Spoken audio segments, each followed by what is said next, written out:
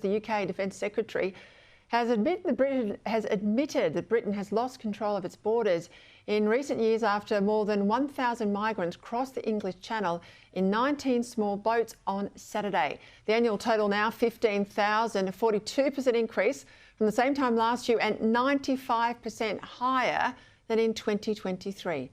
Joining me now to discuss this and more, author and Sky News contributor Ayaan Hirsi Ali. Ayaan, welcome to the program.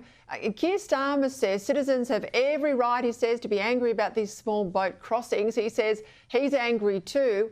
Well, fair enough. He says he's ramping up his efforts, but what's he doing here? Because this looks like just a whole lot of hand-wringing to me. And that's exactly what it is. It's a lot of hand-wringing. I don't think he is sincere. I think he wants to sweet-talk the public into voting for him again in 2029.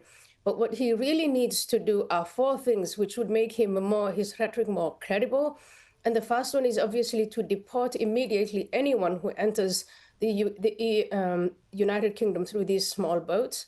The second thing is to hire military contractors to slash the small boats. This is an idea that was floated by a former British soldier, James Glancy, in an interview with Winston Marshall recently. And the third step is for Starmer to say he's going to withdraw from the European Convention on Human Rights, because it's that legal system that frustrates the UK's ability to deport people they don't want. And finally, obviously, it is to end these welfare benefits. These illegals, they are brought in, they're put up in hotels, they're given free food, shelter, healthcare, school, and that's an incentive, that's a magnet for them. So if Starmer were to do these four things, then I think his words would be more credible. You know, you're spot on. When we faced a crisis in the John Howard era, we've had two times, John Howard and Tony Abbott, both times the boats were stopped. The Indonesian president said to Australia, take the sugar off the table. Stop allowing these people to arrive in your country and giving them all the benefits we were talking about there. But the other thing we did in Australia is we had the Navy at our northernmost border. I mean, why don't the British Navy once ruled the world, right? Why isn't the British Navy there in the Channel and doing exactly what you say, turn the boats around, literally turn them around and have some sort of barricade there to say you will not cross the Channel and put your foot on English soil? Because you can do that. A sovereign nation can do that. It just requires political will. Exactly. And that's exactly what's missing. And Keir Starmer thinks, and his Labour Party, that he can sweet-talk the public, that he can say, he can pretend he's doing something without doing anything. But just given the scale of illegal immigration and all the unintended consequences of that, I think the British public have had enough, and I think he's going to be voted out of office. What will happen to the Labour Party is what happened to the Conservative Party last year.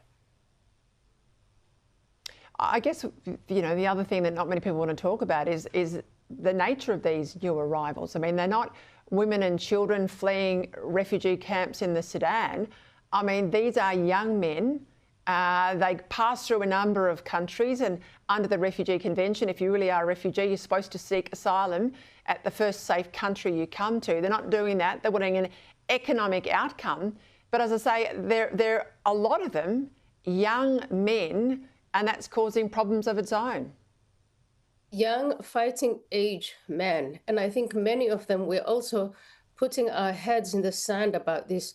Many of them, I saw some of the footage, and one of them was holding his index finger. Many of them were holding the peace sign, but one of them was holding his index finger up. That is the ISIS, the Islamic State of Iraq and Syria back then, which is a radical terrorist organization.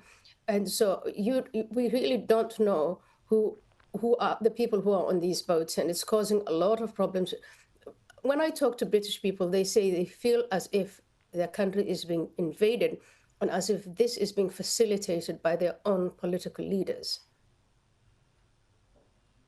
Let's go to what happened in Colorado. We know a suspect there has been charged with multiple counts of attempted murder and hate crimes, of course, targeting Jewish supporters who are holding a peaceful protest regarding the hostages. We know too, a couple that worked for the Israeli embassy was shot dead in Washington, D.C. This is a violence inside the Free Palestine movement. It's not a benign movement, and it's not just in the United States, is it? Because, I mean, there's a lot of concern about this movement in Australia as well. Well, I think it's important for us to note that the Free Palestine movement is made up of a mishmash of Marxist, Maoist, and Islamist elements.